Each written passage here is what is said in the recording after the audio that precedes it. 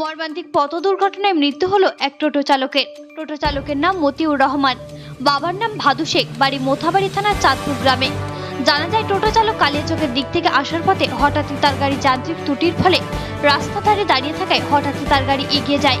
সে সময় টোটো চালক টোটোর হ্যান্ডেল ধরার চেষ্টা করে, সেই সময় তার বিপত্তি ঘটে। মুহূর্তের মধ্যে পিছন থেকে আসা লরির ধাক্কা মারে ঘটনাস্থলেই টোটো চালকের মৃত্যু হয়।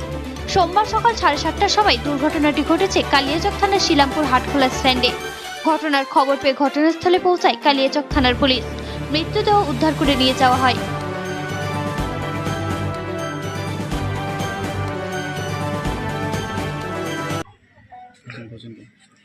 কিভাবে ঘটনাটা ঘটলো?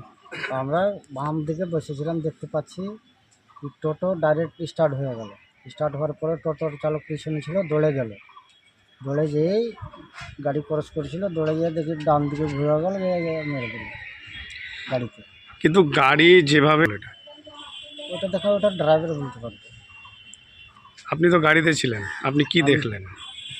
আমরা বলে টোটো ঢুকছে, ড্রাইভার ব্রেক করলো। ব্রেক করতে করতে তো 10-12 হাত যায় গাড়ি।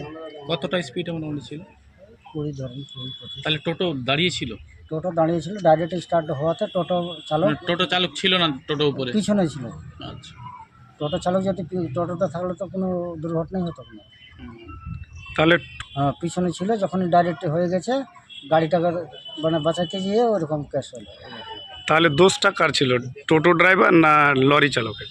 টোটো ড্রাইভার তো আপনি তো বলছেন যে টোটো ড্রাইভার দাঁড়িয়ে ছিল, তার সত্ত্বেও দাঁড়িয়ে ছিল, তো টোটোর তো নিজের সাইডে ছিল।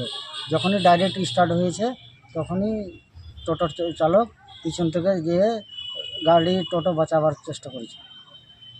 কিন্তু টোটো তো স্টার্ট হয়ে গেছে না, গাড়িটা টোটো স্টার্ট হয়ে গেল, চলতে লেগে গেল। আচ্ছা, আপনি গাড়িটার কে? আমি খালাস।